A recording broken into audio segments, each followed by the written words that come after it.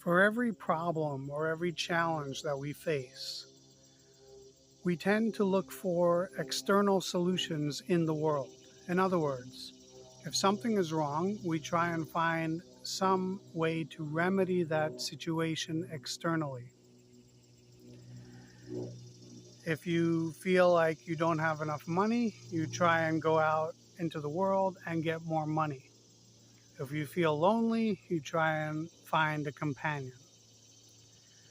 This is the way that most human beings pursue the satisfaction of their desires.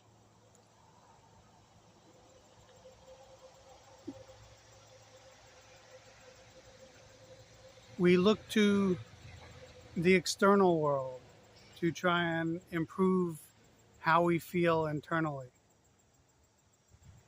We look for external solutions. That doesn't mean, I'm not saying that external solutions don't work. They do work to whatever in whatever way that they work. But the problem is that we're neglecting half of the equation. Half of the equation is the world. In other words, what I mean is when you have a desire, when you face some challenge, there are two aspects to your challenge. There's the external worldly situation, and then there's the internal state that you feel. Why is this so important to recognize? Because when we fix the external world, that's only temporary. The world keeps changing. So when we meet the changing world cannot continuously give us what we're looking for. It can only give us a temporary satisfaction. For example, you feel hungry, you go get some food, you eat it, you feel satiated, but only temporarily because things change. The food gets digested, and now you need more energy. Now you need more food.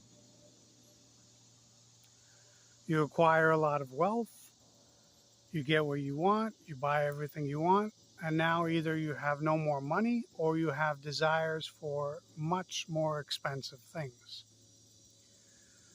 So when we meet the world, when we interact with the world, we are always dealing with a changing world.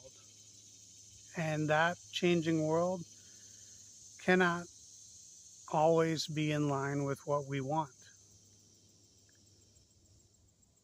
Every experience has two parts. There's the object in the world that we're experiencing, and then there's the subject, the person who's experiencing it.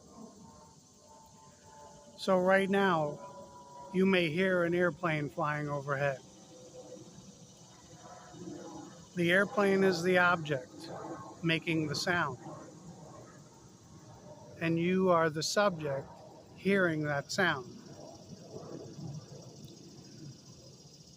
So if, for example, it bothers you that there's an airplane flying overhead, and you live in a place where airplanes are constantly flying overhead, there are two ways to deal with it. You could move to another place, which means you're changing your external situation, or you could look internally and think about what causes you to be agitated by that sound. What is your expectation or desire that is not being met by the presence of airplane sounds?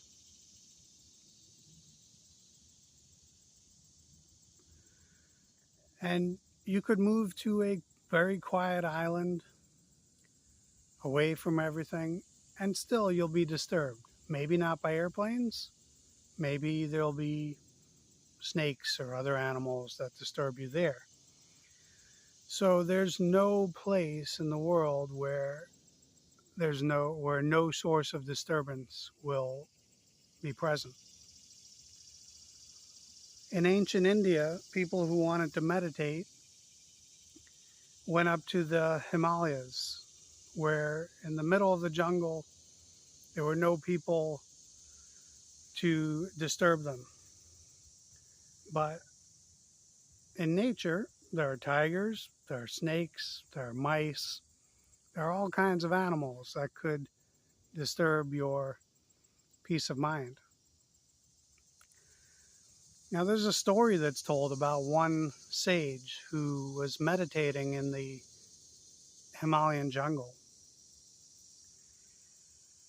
And he kept being disturbed by the sound of mice making their little peeping sounds as they went by looking for food.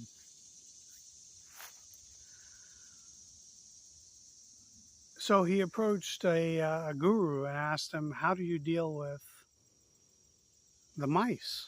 Like, how do you handle this disturbance? And the guru said, maybe you can get a cat and that'll keep the mice away. So this sage went and got a cat. And for a few hours, he had peace and quiet. And then the cat started to meow.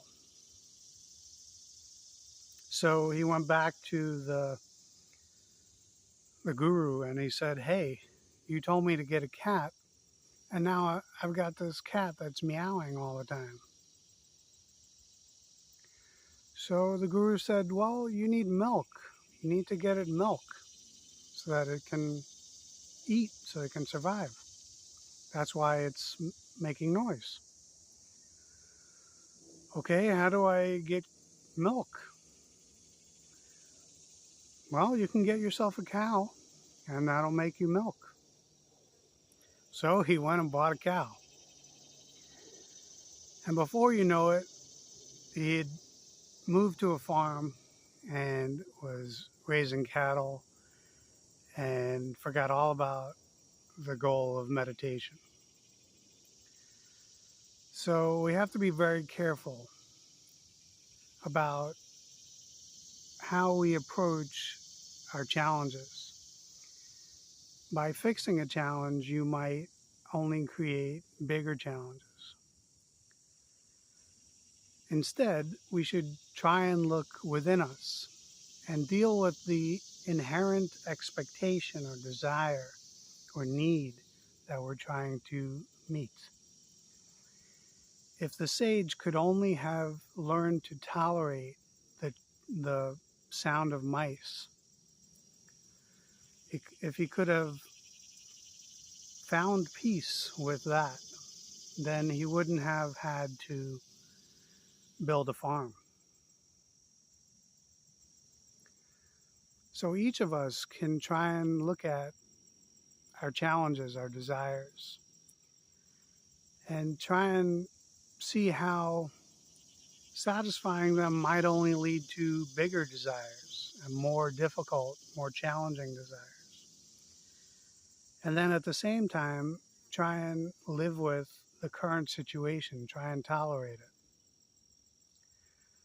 to the point where it no longer becomes an issue. If we seek this internal remedy to the external problem, then we cut off the problem at its source. If we don't seek the internal remedy, then we are exposed to constantly seeking more and more further ever-growing desires and needs.